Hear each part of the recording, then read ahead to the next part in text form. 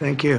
মার্কিন প্রেসিডেন্ট নির্বাচনে ট্রাম্পের মন্ত্রিসভা দেখলে অনেকে এটাকে মিনি ভারত বলে মনে করবেন। প্রশাসনেও এমন রূপ দেখা যাচ্ছে। ট্রাম্প নির্বাচনে জয়ী হওয়ার পর থেকেই তার আশেপাশে প্রভাবশালী ভারতীয় বংশোদ্ভূতদের নিয়ে চলছে নানা আলোচনা। এতে করে বিভিন্ন দেশে ভারতীয়দের হস্তক্ষেপের আশঙ্কা এবং তার সাথে নরেন্দ্র মোদীর স্বার্থ ঘিরে তৈরি হয়েছে ধোঁয়াশা। ভারত সরকারের প্রতিনিধি হয়ে ট্রাম্পের শপথ অনুষ্ঠানে অংশগ্রহণ করেছে ভারতের পররাষ্ট্রমন্ত্রী। শুভেচ্ছা জানিয়েছেন নরেন্দ্র মোদী নিজেও। আর তাই তো চারিদিকে শুরু হয়েছে জল্পনা ও কল্পনা।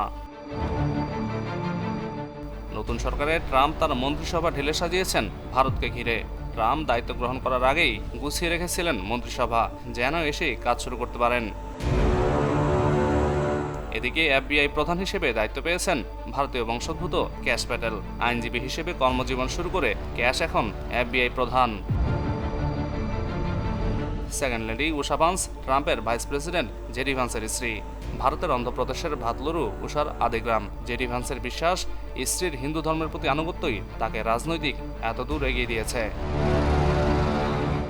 অন্যদিকে তুলসী গ্যাবার্ড আমেরিকার ন্যাশনাল সিকিউরিটি এজেন্সির নতুন ডিরেক্টর। তার পরিচয় নিয়েও সবার মধ্যে তৈরি হয়েছে কৌতূহল। তার নাম এবং হিন্দু ধর্মের প্রতি বিশ্বাসের কারণে অনেকেই তাকে ভারতীয় বংশোদ্ভূত বলে মনে করছেন।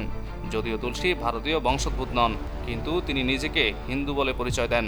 এমনকি এও শোনা গিয়েছে তার সাথে নরেন্দ্র মোদীর ভালো সম্পর্ক রয়েছে।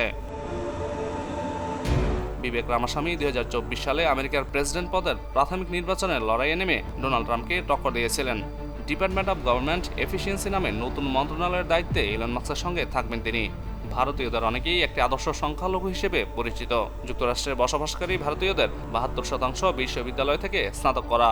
ভারতীয় অভিবাসীরা সাধারণত অভিবাসী গোষ্ঠীর মধ্যে সর্বোচ্চ আয় করেন। গত 25 বছরে সিলিকন ভ্যালির 25% স্টার্টআপ ভারতীয় বা ভারতীয় আমেরিকানদের নেতৃত্বে তৈরি হয়েছে। এমনকি গুগল, মাইক্রোসফট, অ্যাডোবি ও আইবিএম এর মতো বড় প্রযুক্তি কোম্পানির নেতৃত্বেও রয়েছেন ভারতীয়রা। এসব দিক বিবেচনা করে আমেরিকানরা ভাবছে এবার ট্রাম্প প্রশাসনে ভারতের খুব বেশি প্রভাব থাকবে। তবে এই প্রভাবের ফল ইতিবাচক নাকি নেতিবাচক তা সময় বলে দিবে।